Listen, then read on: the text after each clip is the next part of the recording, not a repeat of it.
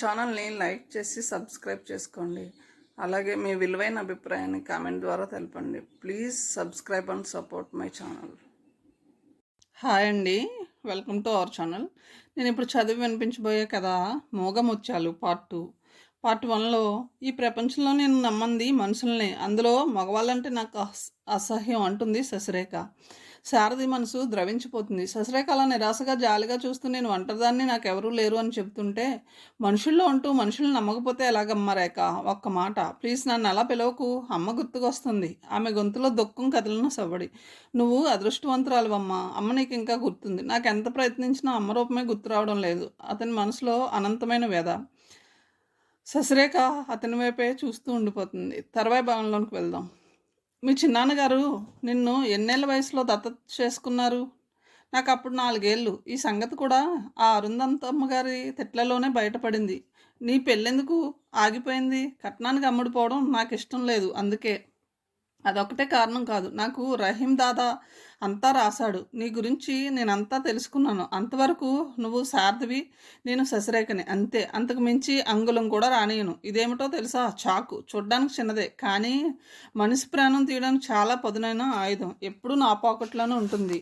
ఈ మాట గుర్తుంచుకోవడం మంచిది. ఆమె చాకుని మడిచి పాకెట్లో పెట్టేసుకుంది. నిజమే, నీకు ఇది ఎంతో అవసరం. భద్రంగా దాచుకో. ఒక్క మాట, ఈ టైట్ ప్యాంట్లు షర్ట్లు మాని బాయ్ ఫ్రెండ్స్ని సృష్టించుకోకు. వాళ్ళతో కలిసి సినిమాలకి షికార్లకి వెళ్ళకు. అప్పుడు నీకు ఈ చాకు అవసరమే ఉండదమ్మా. ఎందుకు ఇలా వేదాంతం చెప్తావు నాకు? వేదాంతం కాదు, ఓ ఆడపిల్ల నేర్చుకోవాల్సినవి ఇవి. మనిషికి కొన్ని నీతులు నియమాలు ఉండాలి, లేకపోతే విశ్వం కలత జీవితాన్ని శాసిస్తుంది. లేనిపోని వ్యసనాలకి మనిషి బానిసైపోతాడు. మనిషికి కావాల్సింది ఈ నీతులు నియమాలు కాదు, తినడానికి తిండి, తలదాచుకోవడానికి కొంప కావాలి. నీకు ఆ భయం వద్దిక. మనకు కావాల్సిన తిండికి బట్టకి నేను సంపాదించగలను. నేను ఒక కాలేజీలో లెక్చరర్ని అని గుర్తుంచుకోమ్మా. నా పద్ధతులు నీకు నచ్చు, మరి నేనంటే నీకు ఎందుకు ఇంత శ్రద్ధ? నీ అలవాట్లు నన్ను భయపెడుతున్నాయి, నిజమేనమ్మా. పిల్లవాడు అల్లరి చేశాడని తల్లి అశ్రద్ధ చేస్తే ఈ సృష్టిలో ఎందరో పదవిహీనులైపోయేవారు. కాస్త కోపం తెచ్చుకోకుండా వినమ్మా. బహుశా నీకు నాన్నగారి పేరు కూడా సరిగ్గా గుర్తుందో లేదో. రాజశేఖరం గారని పిలిచేవాళ్ళట అగ్రహారంలోని వాళ్ళు. ఆ రోజుల్లో ఆయన అగ్నిహోత్రులు, నియమలు, నిష్ఠలు ఉన్న మనిషి ఆయన. ఆ రోజుల్లోనే కాంగ్రెస్లో చేరి ఉన్న ఆస్తినంతా పంచిపెట్టేశారట. రాజశేఖరం గారు ఏ జన్మలోనో మహర్షి అయి ఉండాలి. ఎంత భక్తి, ఎంత జ్ఞానం అనుకునేవారట ఆ ఊరి వారంతా. అలా అని ఆయన ఛాందసులేమీ కాదు. ఓసారి ఆ ఊరి మున్సిపు గారమ్మాయి లండన్ నుంచి వచ్చిందట. ఈ వెధవ పల్లెటూళ్ళలో ఒక్క క్షణం కూడా ఉండలేను అన్నదట. ఇక్కడి వాళ్ళనే పిల్లాడును పొమ్మన్నదట. మున్సిపు గారు ఆందోళనతో నాన్నగారికి కబురు పంపించారట. ప్యాంటు షర్టు, గిరిజాల జుట్టు, ఎత్తుమడిమల జోళ్ళు, ఇదే ఆమె వేషం. చీర కట్టి ఎరగదట. అసలు కట్టను పొమ్మన్నదట. నాన్నగారు నువ్వు అబ్బాయివా అమ్మాయివా అని అడిగారట. ఎందుకలా అడుగుతున్నారు? అబ్బాయికి అమ్మాయికి భేదం ఎందుకు ఉండాలి అసలు అని ఎదురు ప్రశ్న వేసిందట. ఈ సృష్టిలోనే స్త్రీకి పురుషుడికి భేదం ఉందమ్మా. ఉన్నదాన్ని ఎందుకు ఉండాలి అన్నంత మాత్రాన పోగొట్టలేం తల్లి. నువ్వు చీర కట్టకపోయినంత మాత్రాన మగవాడివైపోగలవా? శారీరకంగా స్త్రీ పురుషుని కంటే బలహీనరాలు, మానసికంగా స్త్రీ పురుషుని కంటే మించిన శక్తిని కలిగి ఉంటుంది. స్త్రీ మనసు కోమలం, శరీరము అంతే. అందుకే ఈ సృష్టి రహస్యమే నీలో పెరుగుతోందమ్మా. అంతటి గురుతరమైన బాధ్యతని స్త్రీకి అప్పగించాడా దేవుడు. మరింత ఉన్నత స్థానంలో నిలబడిన స్త్రీ కొన్ని నియమాల్ని, ఆచారాల్ని, నిష్టల్ని ఆచరించక తప్పదు కదమ్మా. వెలుగుని ప్రసాదించే దీపానికి శుచి, శుభ్రత అవసరం. ఆ జ్యోతి చుట్టూ రక్షణగా ఓ చిమ్నీ ఉండాలి. అది స్వచ్ఛంగా తలతలలాడుతూ ఉండాలి. అప్పుడే వెలుగు 4 వైపులకి విరజిమ్ముతుంది. ప్రాణశక్తి వెలుగు వంటిది. అలాంటి ప్రాణశక్తి నీలో పెరిగి ఆకృతిని దాల్చి ఈ లోకంలో ప్రవేశిస్తుంది. అందుకే మాతృదేవో భవ అన్నారు. పోతే నువ్వు మళ్ళీ లండన్ వెళ్ళిపోతానన్నావుట. మన అగ్రహారంలో ఉన్నవారే లండన్లో ఉన్నది. అక్కడ దానికేమీ రంగులు లేవు. ఈ సూర్యుడే అక్కడున్నాడు. అక్కడ ఇలాంటి నేల మీద నడుస్తావు. మనిషికి కావాల్సింది గాలి, నీరు, ఎండ, కడుపు నిండడానికి ఆహారం. అవి అగ్రహారంలోనూ దొరుకుతాయమ్మా. పైగా ఇక్కడ గాలి నీకు తెలిసిన పాటలు పాడుతుంది, నీ భాషలో మాట్లాడుతుంది. ఇక్కడ వెన్నెల్లో నీ మనసుకెన్నడూ దిగులు అనిపించదు. ఎందుకంటావు? నువ్వు మీ అమ్మని ప్రేమించినట్లు మా అమ్మని ప్రేమించలేవు.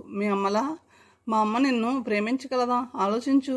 నిన్ను కనిపించిన అమ్మకన్నా మించిన అమ్మ నీకు ఆ లండన్లో దొరికితే వెళ్ళమ్మా అని చెప్పారట నాన్నగారు.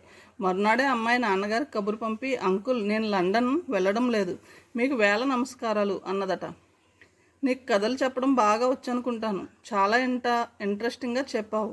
నేను ఎప్పుడు చూడని మీ నాన్నగారి గొప్పతనం నా బుర్రకెక్కదు. అందువలన నాకు ఒరిగిందేమీ లేదు. నువ్వెన్ని చెప్పినా మీ నాన్న పైన నాకు భక్తి, భయం, గౌరవం ఏర్పడవు. నా వేషభాషలు నీ కోసం, మీ నాన్న గొప్ప కోసం మార్చుకోలేను. నాకున్న స్నేహితులందరూ హై క్లాస్ వాళ్ళు. వాళ్ళ సొసైటీ వేరు. వాళ్ళంతా మోడర్న్గాను ఉంటారు. అందరం కలిసి బొంబాయి నుంచి ఢిల్లీ దాకా వెళ్ళొచ్చాం. ఓ ఫ్రెండ్తో లండన్ కూడా వెళ్ళి 6 నెలలుండి వచ్చాను. నాకు కావాల్సిన ప్రతి పైసా వాళ్ళే ఇచ్చారు. శశిరేఖ గర్వంగా చెప్పసాగింది. అది వాళ్ళ అంతస్తుని చాటుకోవడం కోసం చేశారమ్మా. కావచ్చు. ఇన్నాళ్ళు నువ్వు అగ్రహారంలో మీ నాన్న గొప్పతనం చెప్పుకొని బ్రతికావు. నేను నాకెవరి గొప్పతనము అండగా లేదు. దాదా నాకు 16 నడుస్తూ ఉన్నప్పుడు చనిపోయాడు. పోయే ముందు అగ్రహారం కబురు చేశాడు. కానీ ఎవ్వరూ రాలేదు అక్కడి నుంచి. అనాథాశ్రమంలో చేరి పొట్ట నిండగా 2-3 సార్లు నా క్లాస్ పిల్లల పుస్తకాల నుంచి డబ్బులు కొట్టేశాను. ఆఖరికి వాళ్ళ పుస్తకాలను కూడా దొంగిలించి అమ్ముకున్నాను. అది దొంగతనం అని నేను అనుకోలేదు అప్పుడు. వాళ్ళందరూ కమ్మని పలహారాలు తినేవాళ్ళు. అన్నం కూడా కడుపు నిండా దొరక్క నేను నా అలమటని చల్లార్చుకోవడానికి ఓ ఉపాయం వెతుక్కున్నాను అనుకున్నాను. ఆ తర్వాత బాగా ఉన్న వాళ్ళతో స్నేహం నటించాను. ఇంటర్ వరకు దొంగతనాలతో, అబద్ధాలతో నా పొట్ట నింపుకున్నాను. ఆ తర్వాత టైప్ నేర్చుకున్నాను. టైప్కి డబ్బులు ఎక్కడివి అని అడక్కు. వింటే నీ తల సిగ్గుతో వాలిపోతుంది. ఆ వయసులోనే నేను ఉద్యోగం చేశాను. చాలాసార్లు ఆఫీసులు మారాను. విసుగెత్తి బాయ్ ఫ్రెండ్స్ని ఆహ్వానించాను. రాజా, సూర్యం, విశ్వం, గోపాల్, రమణి, రాగిణి ఇలాంటి వాళ్ళెందరో నా అందం చుట్టూ ప్రదక్షిణలు చేశారు. నా ఫ్యాషన్ చూసి లండన్ నుంచి దిగి వచ్చానని మెచ్చుకునేవాళ్ళు. నాకైన ఖర్చంతా భరించేవాళ్ళు. నాకు ప్రేమలేఖలు రాసేవాళ్ళు. కొందరు చెప్పు దెబ్బలు తిన్నారనుకో, శృతిమించి రాగాన్ని పడ్డ వాళ్ళని జైలుకి కూడా పంపించాను. ఈ శశిరేఖ అంటే కొందరికి హడలు. ఆమె నవ్వింది. కానీ కళ్ళల్లో మెరిసిన అశ్రు బిందువులు ఆ నవ్వులోని కాంతుల్ని మింగేశాయి. శారది ఆ కళ్ళల్లోని తడిని చూసి తల వంచుకున్నాడు మౌనంగా. ఆమె ఎంతోసేపటి వరకు ఏమీ మాట్లాడలేకపోయింది. కిటికీల్లో నుంచి కనిపిస్తున్న చీకటి వైపే చూస్తుండిపోయింది. నేను నీలాగే ఎన్నో అవమానాలను భరించానమ్మా. మగవాణ్ణి కనుక వాటి తాలూకు దుఃఖాన్ని గుండెల్లోనే భద్రంగా దాచుకున్నాను. చిన్నాన్న నిజంగా నీలకంఠ శాస్త్రి. అమ్మ అదే నన్ను పెంచుకున్న అరుంధతమ్మ గారు నన్ను పరమశత్రువులా పెంచింది. తిట్టిన క్షణం లేదు. నన్ను అవమానిస్తే కానీ ఆమెకు నిద్ర పట్టేది కాదు. విడిది రాక్షసుడి తిండి అనేది. ఒక్క ముద్ద ఎక్కువ తింటే, కాస్త ఆలస్యంగా లేస్తే ఈ బండవెదవ కుంభకణ్లా నిద్రపోతాడు, బక్కాసుడిలా బల్లు బల్లు తింటాడు అని దీవించేది. గుండెల్లో ఉన్న నా పసితనం ఏడ్చేది. కానీ పైకి మాత్రం నవ్వేసి వెళ్ళిపోయేవాడిని. చిన్నాన్న చాటుగా పిలిచి డబ్బులు ఇచ్చేవారు. అది నిన్ను కడుపు నిండా తినేది బాబు. 4 అరటిపళ్ళు తినిరా పో అంటూ. ప్రతి శనివారం నాకు వంటిపూట భోజనమే. రాత్రికి వాళ్ళు ఏదో పలహారం తినేవారు. నేను ట్యూషన్ నుంచి ఇంటికి వచ్చేసరికి తలుపులు మూసివేసేది. తలుపులు తీయమని పిలిస్తే ఒక్కనాటికి చావులే పడుండు, ఇవాళ శనివారం పొట్ట నుండా మెక్కి పశువులా పడుందామనుకోకు అనేది. ఆకలితో నిద్ర పట్టేది కాదు. చలిలో వణికిపోతూ ముడుచుకుని నిశ్శబ్దంగా ఏడ్చేవాడిని. సీత పుట్టిన తర్వాత నా బాధలను పంచుకోవడానికి ఓ చిన్న నేస్తం దొరికిందని నా మనసు సంతోషపడింది. ఆ తర్వాత ఇద్దరం అన్నా చెల్లెలమే కాక మంచి స్నేహితులం అయిపోయాం. ఆ అమ్మాయి నీకు కాస్త కడుపు నిండా తిండి పెట్టి ఉంటుంది, అందుకే స్నేహం చేసుకుంటావు. శశిరేఖలోని ఈర్ష్య బొగ్గన మండిపోయింది. నాకెవరున్నారు? సీతలా గీతలా ఎవ్వరూ లేరు. ఆమె మనసు గొనికింది. నిజమే, తాను తినకుండా నాకు పెట్టేది. వాళ్ళమ్మ పెట్టినవన్నీ. మళ్ళీ ఆకలి అవుతుందని వెళ్ళి తినేది. అమ్మతో కలిసి హరిశ్చంద్రుడి నాటకానికి వెళ్ళేది, హరికథలకి వెళ్ళేది. కానీ అరగంటలో తిరిగి వచ్చేది. ఒరే అన్నయ్య, నీకు భయం వేస్తుందని వచ్చేసాను. ఇదిగో కొబ్బరి చెప్ప, బెల్లం కూడా కొనుక్కొచ్చానులే. సాయంత్రం అమ్మ గుళ్ళో అడిగి తీసుకుని నాకు ఇచ్చింది. అమ్మకి చెప్పకు, చంపేస్తుంది. మొన్న చెప్పిన కదా, మళ్ళీ చెప్పన్నయ్య. బాగుంది, నాకు నిద్ర వచ్చే వరకు చెప్పాలి మరి, లేకపోతే నేను నీ జట్టుండను అని నన్ను ఓదార్చేది. నా ఊహల్ని లాలించి సంతోషాన్ని పంచిపెట్టేది. ఆ పైన శశిరేఖ పెదవి విప్పలేదు. పుస్తకం చదువుతూ తలెత్తనే లేదు చాలాసేపటి వరకు. చాలాసార్లు శారదని మాటలతో గాయపరిచింది. ఏం చెప్పినా వ్యంగ్యంగా నవ్వుతూ విమర్శించేది. అతని కోపం వస్తుందని భావించి అలా నవ్వేది. కానీ అతడు తాను అనుభవించిన బాధని, సంతోషాన్ని మరింత శ్రద్ధగా వినిపించేవాడు. ఉన్నట్టుండోసారి ఆమె 2-3 రోజుల వరకు ఇంటికే రాలేదు. సారథి ఆమె పనిచేస్తున్న ఆఫీస్కి వెళ్ళాడు. సెలవు పెట్టి ఢిల్లీ వెళ్ళిందని చెప్పారు ఆఫీస్లో వాళ్ళు. ఎవరితో వెళ్ళిందో చెప్పగలరా దయచేసి? ఓ వయసు మళ్ళీ నాయన్ని అడిగాడు అభిమానం చంపుకొని. చూడు బాబు, నువ్వు ఆ అమ్మాయికి ఏమవుతావో తెలియదు, అయినా అడిగావు కనుక చెబుతున్నాను. 4 కాలాలు చూసిన వాడిని. ఈ అమ్మాయికి పిచ్చి ప్యాషన్లు అంటే అమితమైన మోజు. క్లబ్బులకు వెళ్ళడం, మగవాళ్ళతో కలిసి డ్యాన్సులు చేయడం, కావాలనుకున్నప్పుడు విస్కీ తాగడం ఆ అమ్మాయికి ఉన్న సరదాలు. అదే నాగరికత అనుకుంటుంది పాపం. ఒంటికి చాలీని బట్టలు వేసుకోవడమే నాగరికత అన్నట్లుంటుందా శశిరేఖ? కానీ అది ఆడపిల్లల్ని నాశనం చేస్తుందని ఆ అమ్మాయికి నా మాటగా చెప్పు నాయనా. ఆయన సలహా ఇచ్చాడు. నీ ప్రశ్నకి జవాబు చెప్పనే లేదు. ఇంతకీ శ్రీనివాస్ అనే మా ఆఫీసర్ గారితో కలిసి ఢిల్లీ వెళ్ళింది. శశిరేఖని అతగాడు ప్రేమిస్తున్నాడట. ఆఫీస్లో ఉన్న వాళ్ళందరికీ ఈ అమ్మాయిని చూస్తేనే భయంగా ఉంది. మాటలతోనే తలలు వంచుకునేటట్టు చేస్తుంది. ఈ శ్రీనివాస్ ఈమెకి ఎన్నోవాడో మరి. ఇది నాయన ఉన్న కదా. శారది మొహాన నెత్తురు చుక్క లేకుండా పాలిపోయిందా మాటలు వినగానే. ఎంత పిచ్చిదైంది రేఖ. తాను బ్రతుకుతున్న సమాజంలోని కట్టుబాట్లను కాదని ఎందుకలా పరిహసిస్తుంది? ఇల్లు చేరుకున్నా అతని మనసులో లేదు. అస్తవ్యస్తంగా ఉన్న శశిరేఖ పుస్తకాలను సర్దుతుంటే అతనికి ఉత్తరం కనిపించింది. శారది గురించి వ్రాసింది. అతడు నవ్వుకున్నాడు చదువుతూ. డియర్ రామ్, నా కోసం ఏమైనా చేస్తానన్నావు ఒకసారి, అందుకే వ్రాస్తున్నాను ఇప్పుడు. నీకు అగ్రహారంలో బంధువులు ఉన్నారని చెప్పేవాడివి. ఆ ఊళ్ళో నీలకంఠ శాస్త్రి గారని ఓ బడిపంతులు ఉన్నట్ట. ఆయన చనిపోయి 5-6 ఏళ్ళు అయింది. ఆయనకు ఓ కొడుకు కూతురు ఉన్నారని తెలిసింది. ఆ బడిపంతులకి ఓ అన్నయ్య ఉన్నాడు. ఆ మహానుభావుడు తమ్ములం గారికి కన్న కొడుకుని దత్తత ఇచ్చాడట.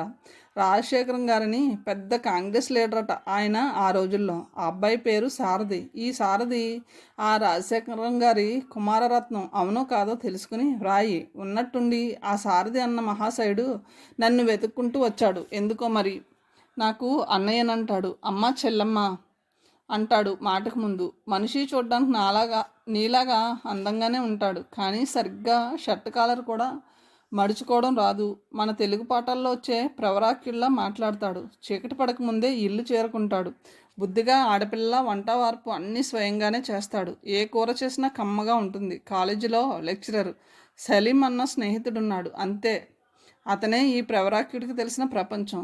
ఆ సలీంకి కారు మేడ బట్టల షాపులు కావలసినంత డబ్బు దశకం అన్నీ పుష్కలంగా ఉన్నాయి. కానీ ఈ స్నేహితులిద్దరూ ధైర్యంగా తలెత్తి ఓ ఆడపిల్లతో కూడా మాట్లాడి ఎరగరు ఇంతవరకు. ఆడపిల్ల కనిపించిన వెంటనే టక్కున తల వంచుకుని పరిగెట్టుకుపోతారు. అంత పెరికి వాళ్ళు. పూర్వజన్మలో వీళ్ళిద్దరూ కుందేళ్ళై ఉంటారు. ఆ సలీం అన్న యువరాజు గారే ఈ ప్రవరాక్యుడికి 15,000 అప్పు ఇచ్చాడట. అది పకడ్బందీగా నోటు వ్రాయించుకుని. ప్రతి నెల 1 తారీఖునే వెళ్ళి 300 ఇచ్చి వస్తాడు శారద గారు. సలీం నోటు చింపబోయట ధైర్యంగా. శారద గారు అడ్డుపడ్డారట. ఒరేయ్, నన్ను డబ్బుతో కొంటావట్రా అన్నట్ట. అయితే వడ్డీతో సహా ఇవ్వరా, మన స్నేహానికి గుర్తుగా ఓ తాజ్మహల్ కట్టిస్తాను అన్నట్ట సలీం గారు. మహల్లో ఉండేది ఒట్టి సౌందర్యమేరా. స్నేహాన్ని ఏ మహల్లోనూ బంధించలేం. అది నిరాడంబరమైన మనసుకే అంకితం అన్నట్ట మా శారది అన్నగారు.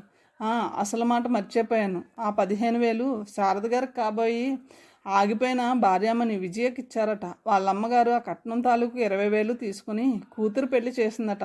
ఈ శారద గారిని ఇంట్లో నుంచి వెళ్ళగొట్టిందట. ఈ మహాశయుడు సలీం గారి వద్ద స్నేహాన్ని వారధిగా కట్టి అప్పుగా తీసుకువెళ్ళట. ఇది ఉన్న కథ, ఇంతవరకు జరిగిన కథ. ఇదంతా నిజమో కాదో తెలుసుకునిరా. వాళ్ళేమో బ్రాహ్మణ దేవతలు, నేనేమో అబ్దుల్ దాదా మనవరాల్ని. దాదా స్వర్గం చేరుకున్న తర్వాత హాస్టల్లో చేరాను. అమ్మ కూడా దాదా దగ్గరే ఉండేది. అమ్మ పేరు రజియా, కానీ దాదా అప్పుడప్పుడు రాజీ అని కూడా పిలిచేవారు. అమ్మతో తెలుగు మనిషి తెలుగులో మాట్లాడడం గుర్తుంది కొంచెంగా. ఆ మనిషే మా నాన్నగారని దాదా చెప్పాడు. ఆ మనిషి నాకు ఎంత ప్రయత్నించినా గుర్తుకు వచ్చేవాడు కాదు. తెలుగులో మాట్లాడడం అమ్మకు బాగా వచ్చేది కాదు. నేనే ఇబ్బంది పడేదాన్ని తెలుగు మాట్లాడడానికి అప్పట్లో. మీరంతా నా తెలుగు భాష విని బాగుంది, నీ గొంతులో తెలుగు కొత్త కొత్త అందాలని సంతరించుకుంటుంది అని ప్రశంసించేవాళ్ళు. ఇలా మరో కులంలో పెరిగిన నేను ఆ రాజశేఖరం గారి కూతురిని ఎలా అయ్యానో నాకు అర్థం కావడం లేదు రామ్. ఈ సారథి మా అమ్మకి కొడుకు ఎలా అయ్యాడో అస్సలు అర్థం కావడం లేదు. అప్సరస లాంటి అందాల రాసి జీవితంలోకి అడుగు పెడుతుంటే వద్దని నా కోసం పరిగెట్టుకొచ్చాట ఈ బ్రాహ్మణ వరేణ్యుడు. వాళ్ళమ్మని, ప్రాణంలో ప్రాణమైన చెల్లెలు సీతని వదులుకొని వచ్చాడట. ఇంత ప్రేమ ఈ మహాశయుడికి ఇంత హఠాత్తుగా ఎందుకు కలిగిందో మరి. అంతా పద్మవ్యూహంలో ఉంది కదూ. ఈ సారథి సూర్యంలా నమ్మించి తడిగుడ్డతో గొంతుకోసి పారిపోయే రకమేమోనని భయం వేస్తుంది రాత్రులు. నన్ను వెతుక్కుంటూ ఓ ఆత్మీయుడు వచ్చాడనేసరికి నా మనసు సంతోషం పట్టలేక అప్పుడప్పుడు అతని మాటల్ని నమ్ముతుంది. ఆ మనిషిలోని నిరాడంబరతకి, నిష్కల్మషంగా మాట్లాడే తీరుకి నా ఊహలు ప్రణమిల్లుతాయి భక్తిగా. కానీ మళ్ళీ లోలోన భయం. అమ్మ గుర్తుకొస్తుంది. గడిచిపోయిన సంఘటన తాలూకు అనుభూతులు తరంగాల్లా లేచిపడతాయి. నా మనసు ఏడుస్తుందప్పుడు. ఆ తర్వాత నిద్ర పట్టదు. నీకు గుర్తుండే ఉంటుంది నేనెంత చిన్న గదిలో ఉండేదాన్నో. ఆ చిన్న గదిలో చీకట్లో ఒంటరిగా కళ్ళు మూసుకుని ఏమేమో ఆలోచిస్తూ గడిపివేశాను ఇన్నాళ్ళు. పగలంతా ఆఫీసు, స్నేహితులు, సినిమాలు సరిపోయేది. కానీ రాత్రి వస్తుంటే భయంతో నా మనసు వణికిపోయేది. ఎవ్వరూ లేని ఆ గదిలో ప్రతి రాత్రి ఒంటరిగా పడుకుని భయంతో ముడుచుకుపోయే నా మనసు ఆ గదిని చూడగానే చావాలనుకునేదాన్ని. ఈ ప్రపంచం మీద తిరగబడి యుద్ధం చేయాలనిపించేది. ఆ చీకటిని, అంత భయాన్ని భరించలేకే ఈ సారథిని నమ్మాను. అయినా నా జాగ్రత్తలో నేను ఉంటున్నాననుకో. ఈ మహాశయుడు నేను ఇన్నాళ్ళు నానా కష్టాలు పడి సంపాదించుకున్న 10,000 కోసం వచ్చాడేమో. నాకేమీ తెలియడం లేదు రామ్. కాస్త మనిషిలా ఆలోచించుతావు గనక నీకు ఇదంతా రాస్తున్నాను. అదీగాక ప్రతి మనిషి ఎప్పుడో ఒకప్పుడు ఓ మనిషికో లేక ఏ రాతికో రప్పకో మనసు విప్పి చెప్పుకొని తీరుతాడు కదా. నాకు అన్ని వివరాలతో లెటర్ రాయి. వీలైతే అగ్రహారం వెళ్ళి తెలుసుకుని రా. మీ పాపకు నా పేరు పెట్టావా?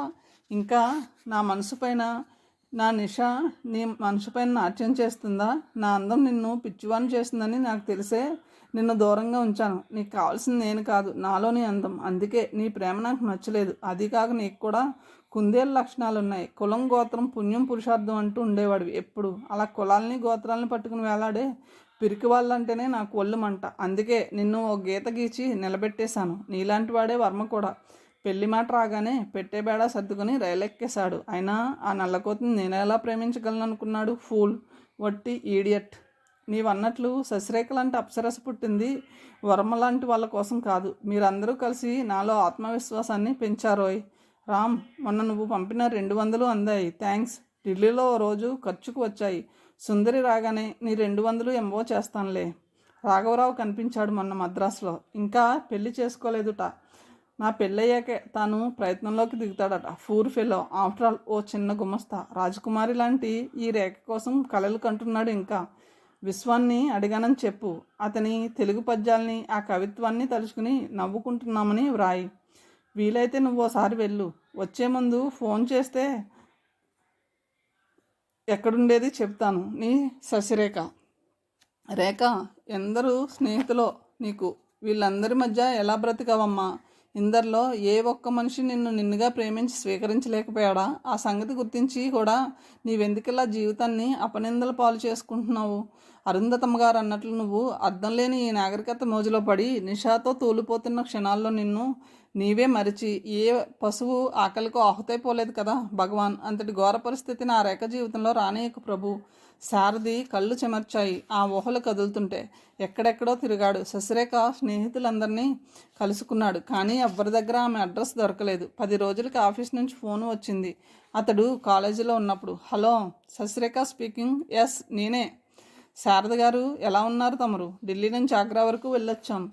మంచిది, నాకు అవతల క్లాస్ ఉంది. శారది మనసులో విరక్తి అలలా లేచిపడింది. నాకెందుకీ తరహా ఇంత విశృంఖలతని నేను భరించలేను. ఇంత స్వేచ్ఛ ఆడపిల్లకి హానికరం. అతడు గొనుక్కుంటూ టక్కున ఫోన్ పెట్టేసి క్లాసుకు వెళ్ళిపోయాడు. శారది సాయంత్రం ఇంటికి వచ్చేసరికి శశిరేఖ ఏదో హిందీ పాట సన్నగా లో గొంతుకుతో పాడుకుంటుంది. అతని మనసు బగ్గున మండిపోయింది ఆమె ముందున్న ట్రాన్సిస్టర్ని చూడగానే.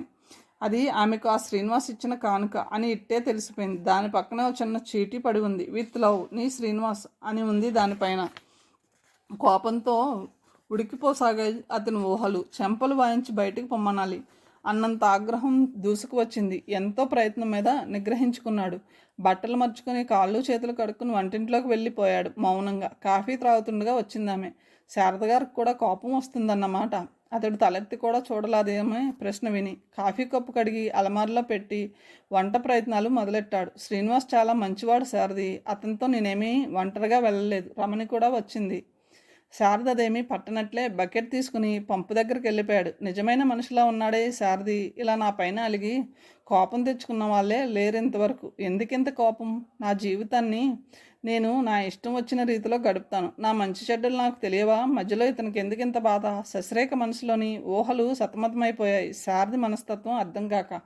ఆ తర్వాత కూడా అతడు నోరు విప్పనే లేదు. ఆమె సూట్ కేసు తీసి బట్టలు బీరువాలో సర్దుతూ ఉంటే చూశాడు పరిశీలనగా.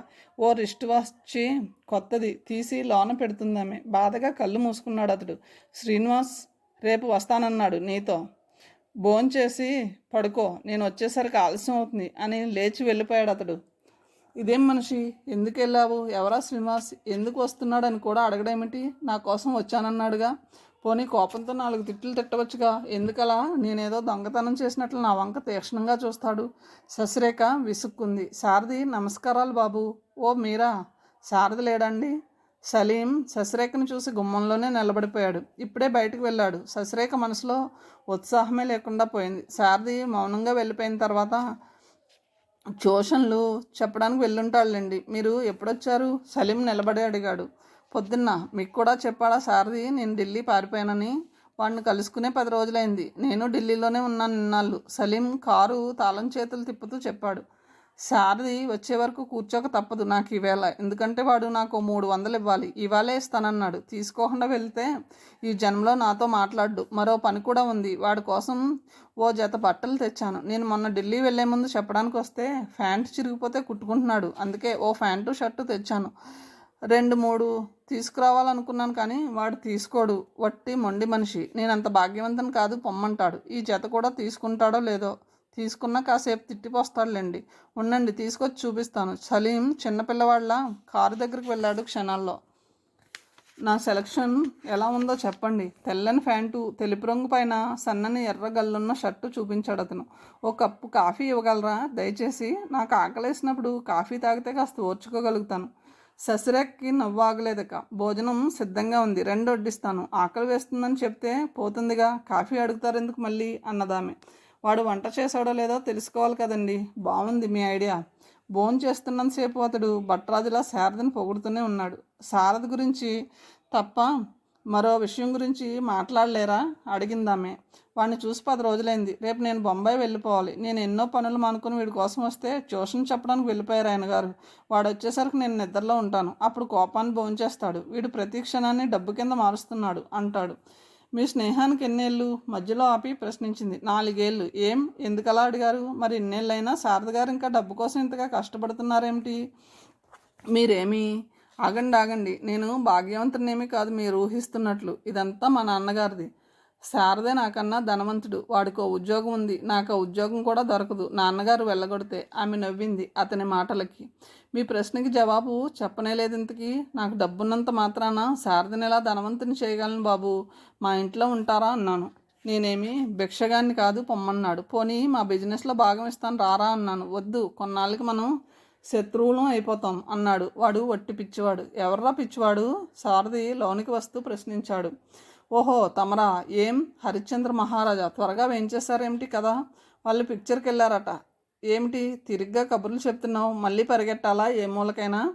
రేఖ వాడి కోసం మైసూర్పాకు తెచ్చాను చూడు, ఓ ప్లేట్లో పెట్టివ్వు. చూసారా శశిరేఖ గారు, మా వాడికి నేనంటే ఎంత భక్తో. భోజనం తర్వాత మనం తీపి పదార్థాలు తింటామని గుర్తుంచుకున్నాడు. అందుకే మా అమ్మకి వీడికి తప్ప నేను ఎవరికీ అక్కర్లేదు అనిపిస్తుంది. సరేలే, ఇవిగో 300, మరో 150 ఇవ్వరా? నీకో జత బట్టలు తెచ్చాను. వాటిని తీసుకురావడానికి వెళ్ళినందుకు 5 రూపాయలు పెట్రోల్ ఖర్చు అయిపోయింది. ఆ 5 కూడా ఇస్తే బాగుంటుంది మరి. సలీం గంభీరంగా ఏదో పెద్ద వ్యాపారం గురించి చర్చిస్తున్నట్లు చెప్పాడు. శశిరేఖ శారదనే చూస్తుండిపోయింది. అతను వింత వస్తువులా ఉన్నాడు ఆమెకి. నీకు అసలు బుద్ధుందా లేదురా? ఇక్కడ నేను దండరసలు పోసి కూర్చున్నాను అనుకున్నావా? అయినా నిన్నెవడ తీసుకురమ్మన్నాడు? అవునరా నిజమే, నన్నెవడ తీసుకురమ్మన్నాడు? సలీం సమాధానం చెప్పకుండా ప్రశ్నించాడు. నాకు ఇప్పుడు అవసరం లేదు, అసలు ఉన్నవి చాలు. శారది చిన్నపిల్లవాళ్ళ మూతి ముడుచుకున్నాడు. సరే నీ ఇష్టం, వెళ్తాను మరి. పొద్దుపోయింది. నిట్టూరుస్తూ లేచి నిలబడ్డాడు అతడు. ఏం ఇక్కడే పడుకోరాదు? అమ్మ మద్రాసు వెళ్ళిందన్నావుగా. ఇంకా పడుకోవడానికి ఇక్కడ తీరుకుందిరా. ఏం పనుంది? ఏమన్నా పనుందా? శారద ప్రశ్నించాడు. 4-5 బజార్లు తిరగాలి, లేకపోతే ఈ బట్టలు అమ్ముడుపోవడం కష్టం కదా. అమ్మకపోతే నీకు మహా విచారం, నాకు బోల్డెంత నష్టం. శారది నవ్వాడు వెన్నెల విరిసినట్లు. శశిరేఖకి నవ్వు ఆగలేదు. పోన్లే పడుకో, నేనే కొంటానులే. శశిరేఖ గారు వింటున్నారుగా, మీరే సాక్ష్యం. మళ్ళీ రేపొద్దున లేచి కోపంతో చిందులు వేస్తే ఎవడ తెమ్మన్నాడు రా?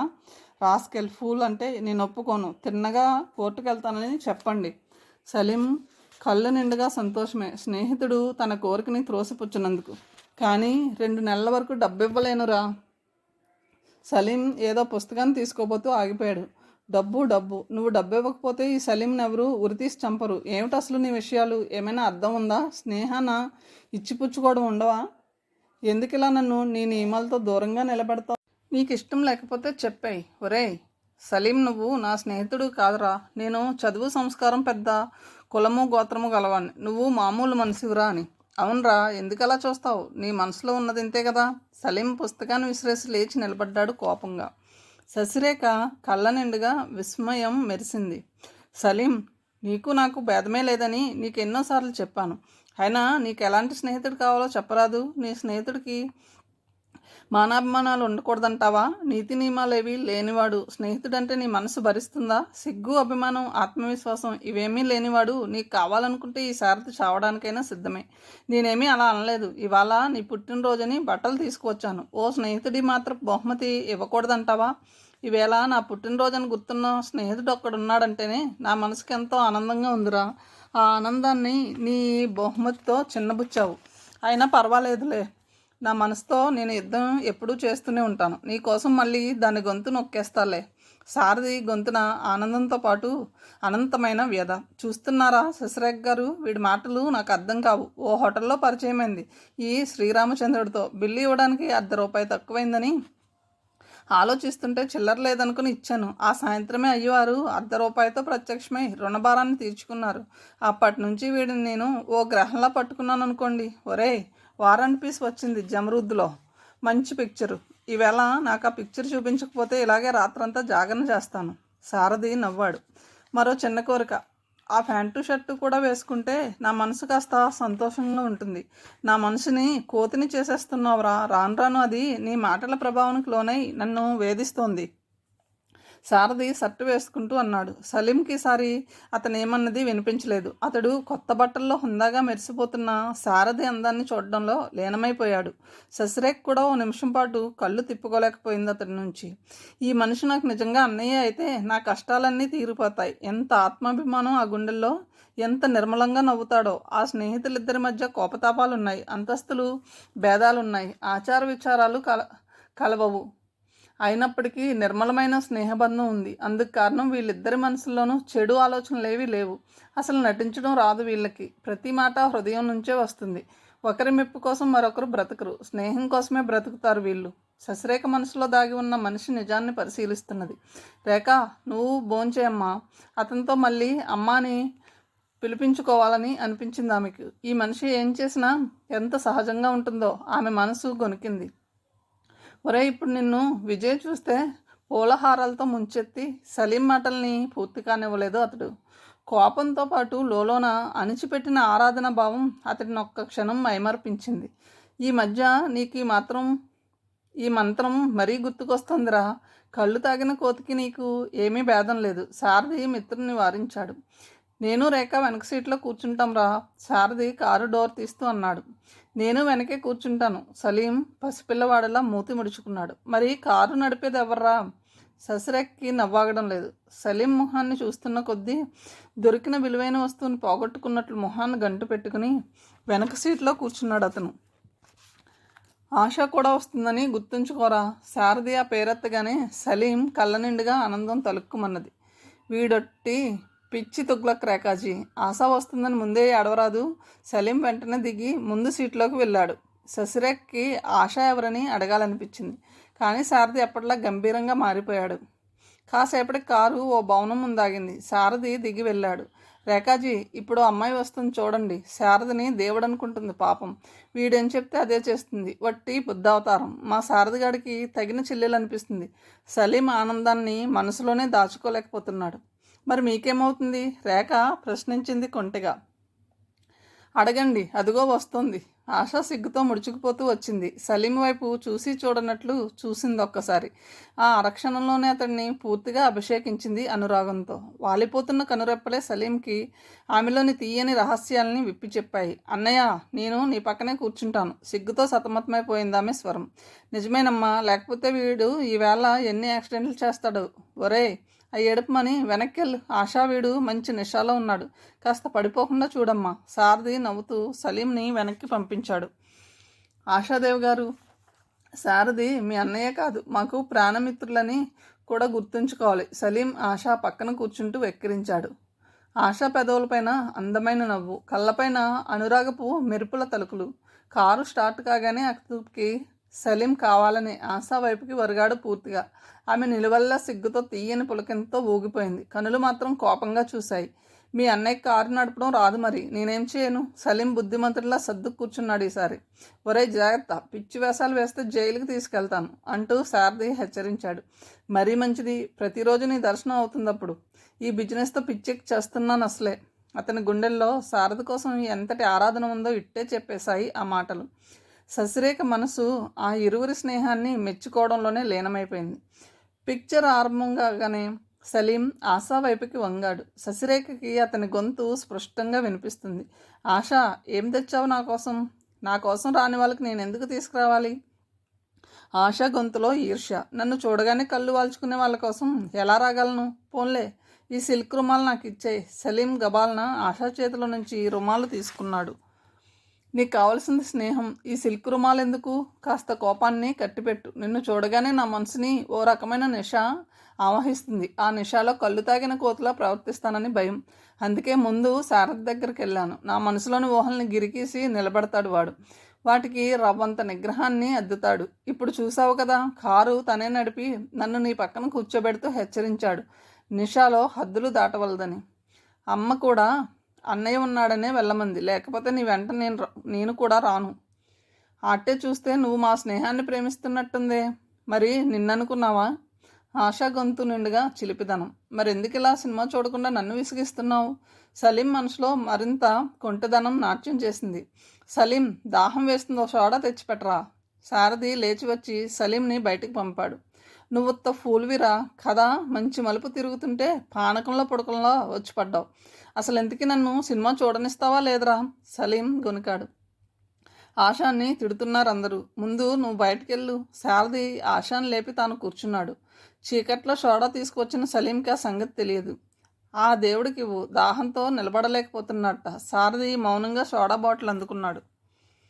ఆశ, ఈ సినిమా చూసి తిన్నగా మీ ఇంటికే వస్తాను, లేకపోతే నాకు ఇక నిద్ర పట్టదు. నీ ఊహలు నన్ను వెన్నెల్లో నిలబెట్టి పరిహాసం చేస్తాయి. సలీం ఆశ అన్న ఊహతో సారథి చేతినందుకుని పెదవులకు అందించాడు. ఒరేయ్, నేనురా, పిచ్చి వేషాలు చాలించి బుద్ధిగా సినిమా చూడు, లేకపోతే కాళ్ళు చేతులు కట్టి బయటికి విసిరేస్తారు పక్కనున్న వాళ్ళు. సారథి నవ్వు ఆపుకొని స్నేహితుడి చెవిలో చెప్పాడు. ఆశా శశిరేఖ నవ్వినట్లు స్పష్టంగా తెలిసిపోయింది సలీంకి. నాతో మాట్లాడికి పైన నేను సినిమా చూస్తున్నాను, సలీం గంభీరంగా అన్నాడు. సారథి హాయిగా నెట్టూర్చాడు. ఆ తర్వాత సినిమా పూర్తయి బయటకు వెళ్ళగానే ఆశతో యుద్ధం చేయనారంభించాడు. ఆశ, నేను అసలు మీ ఇంటికే రాను. ఆశ సారథి వైపు చూసి నవ్వింది మనోహరంగా. నేను వెళ్తున్నాను రా. సలీం నడిచి వెళ్ళబోయాడు. సారథి ఆపాడు. ఏం, కారులో రావా అని ప్రశ్నించాడు. ఆశాను దిగిపోమని ముందు. ఓహో, మీ ఇద్దరు కలిసి వెళ్తారా? ఆశా వెళ్ళమ్మా, పాపం కోపంతో దహించుకుపోతున్నాడు. ఒరే, ఆశాతో మాట్లాడకు. నువ్వెవరితో మాట్లాడానన్నా ఇందాక. రేఖారా, మనం వెళ్దాం. సారథి కారు స్టార్ట్ చేశాడు. ఆశ ఏదో అనబోతుంటే వారించాడు కళ్ళతోనే. వాడి కోపం చల్లారే వరకు నడిచే వెళ్ళండి, ఆ తర్వాత ట్యాక్సీని వాడే పిలుస్తాడు. సలీం, ఆశాని ఇంటి దగ్గర దింపి తిన్నగా మన రూమ్కి వచ్చేయి. నీతో మాట్లాడవలసిన విషయాలు చాలా ఉన్నాయి. నువ్వు వచ్చే వరకు నేను మేల్కొనే ఉంటానులే అని సారథి కారుని ముందుకు పోనిచ్చాడు. నీకు అసలు సిగ్గులేదు. వాళ్ళు ఏమనుకుంటారు ఇప్పుడు? ఆశాకి నిజంగానే కోపం వచ్చింది. దానితో పాటు ఆమెకు చచ్చేంత సిగ్గుగా కూడా ఉంది. నేనేమీ రమ్మనలేదే. మరెందుకు కారులో వెళ్ళనన్నావు? నన్నెందుకు దిగిపోమన్నావు? నువ్వెందుకు అలా సీట్లో నుంచి వెళ్ళిపోయావు? పసిపిల్లవాడిలా ఉక్రోషంగా అడిగాడు. వెళ్ళకపోతే వెనక ముందు కూర్చున్న వాళ్ళు బయటకు విసిరేసేవాళ్ళు. నా పైన వాలిపోకుండా మాట్లాడలేవా నువ్వు? క్షణక్షణానికి ఆశాపాష అనకపోతే బుద్ధిగా సినిమా చూడరాదు? రుమాలతో పాటు నా చేతిని కూడా లాక్కొని ముద్దు పెట్టుకోవడం ముందున్న వాళ్ళు చూసి నవ్వారని నీకెందుకు తెలియదు? ఆశా గుండెల్లోని అనురాగం పులకించిపోతుంది. కానీ సిగ్గు కోపంతో చిందులు వేయసాగింది. నాకేం తెలుసు వాళ్ళు టికెట్ కొని మనల్ని చూడ్డానికి వచ్చారని?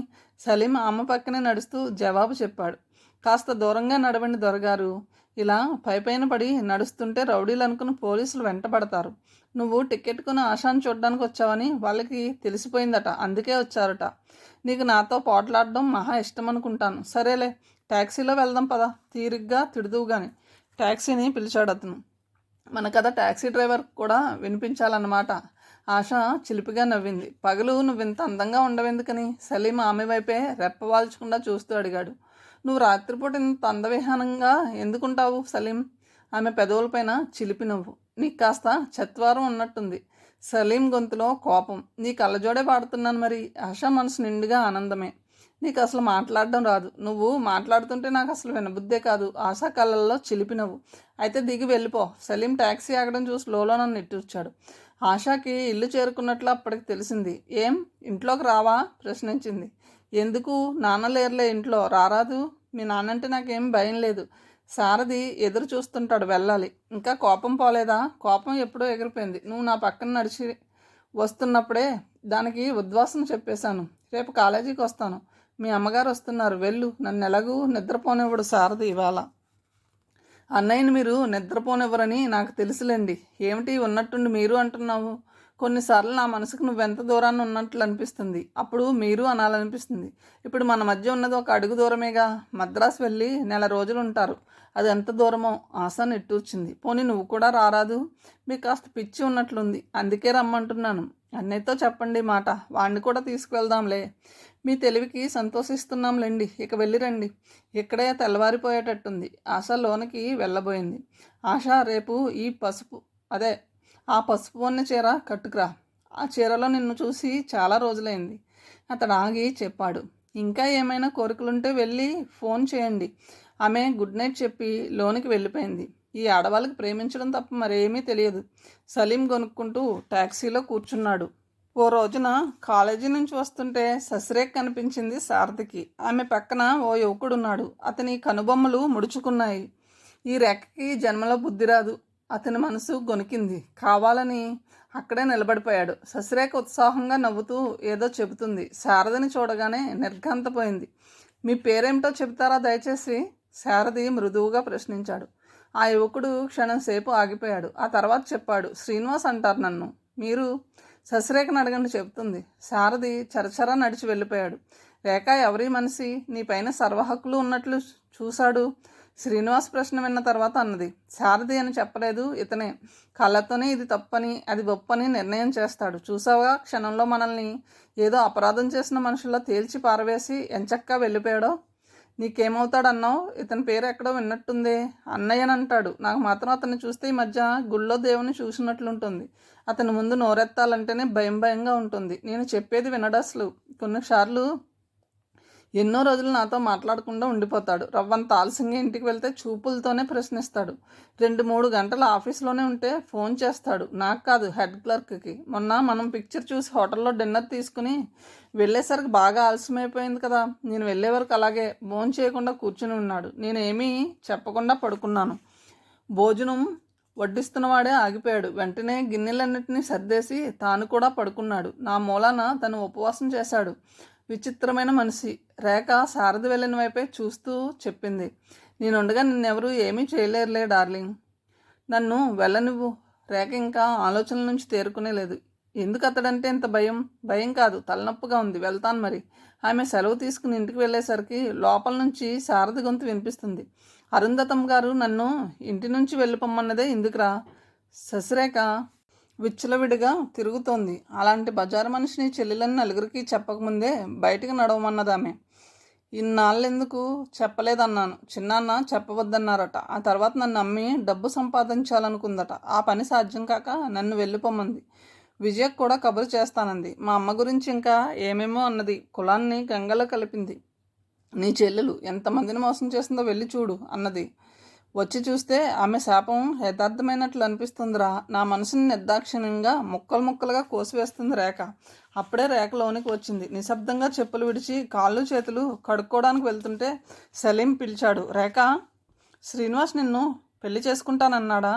నాకు పెళ్ళంటేనే అసహ్యం. రేఖకి తల్లి గుర్తుకొచ్చింది. సారథి తల వంచుకున్నాడు. సలీం నోట మాట రాలేదు. ఆ పైన నేను బజార్లు పట్టుకుని తిరుగుతున్న మనిషిని. నా కోసం ఎవ్వరూ బాధపడనవసరం లేదని చెప్పండి సలీం గారు. అయినా నా జీవితం నాది. మధ్యన ఈయనెవరండి బాబు నా గురించి బాధపడడానికి? ఇన్ని నీతులు చెబుతున్న వీళ్ళ నాన్నే మా అమ్మని మోసం చేసి పారిపోయాడు.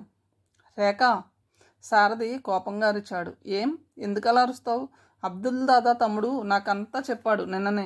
అరుంధతంకి ఇంకా అసలు రహస్యం తెలీదు. నువ్వెవరివో నాకు తెలుసు. మీ నాన్న 1000 అబద్ధాలు చెప్పి నిన్ను అగ్రహారంలో ఉన్న వాళ్ళకి అప్పగించాడు. తిండికి మొహం వాచినట్టు నువ్వు అక్కడే ఉండిపోయావు. మీ నాన్న అమ్మని వదిలేసి ఎక్కడికో పారిపోతే ధైర్యంగా బ్రతికాం. నీలాంటి పిరికి వాళ్ళంటే నాకు అసహ్యం. నువ్వు అసలు నాకేమీ కాలేవు. నీకు కావాల్సిన డబ్బు, అందుకే సలీంని పట్టావు. నా దగ్గర ఓ 10,000 ఉన్నాయని తెలిసి నన్ను పంజరంలో పెట్టాలనుకున్నావు. ససిరేఖ కళ్ళు కోపంతో అవమానంతో జ్యోతుల్లా ఎర్రబారిపోయాయి. సలీం ఆగ్రహాన్ని నిగ్రహించుకోలేకపోయాడు. నీలో ఆడపిల్ల లక్షణాలు లేవని ఎన్నాళ్ళు విచారిస్తున్నాను, కానీ నువ్వు మనిషివి కూడా కాదని ఇప్పుడే తెలిసింది. వాడికేం గతి పట్టిందని నీకు వండి వార్చి అమర్చుతున్నాడో కాస్త చెప్పమ్మా. నువ్వు మగరాయిల్లా రోడ్లు కొలుస్తుంటే వాడు ఆడపిల్లలా ఇంటి దగ్గర నీకు కావలసినవి అమర్చడంలో సతమతమైపోతున్నాడు. నీ బోడి 10,000 వాడి కాలిగోరు ఖరీదు చేయవని గుర్తుంచుకో. సలీంని వాడేమీ పట్టలేదు. సలీమే ప్రదక్షిణాలు చేస్తున్నాడని తెలుసుకో. కథను ఇంతటితో ముగిస్తున్నాను. తిరిగి తర్వాయి భావంతో కలుద్దాం. Thank you.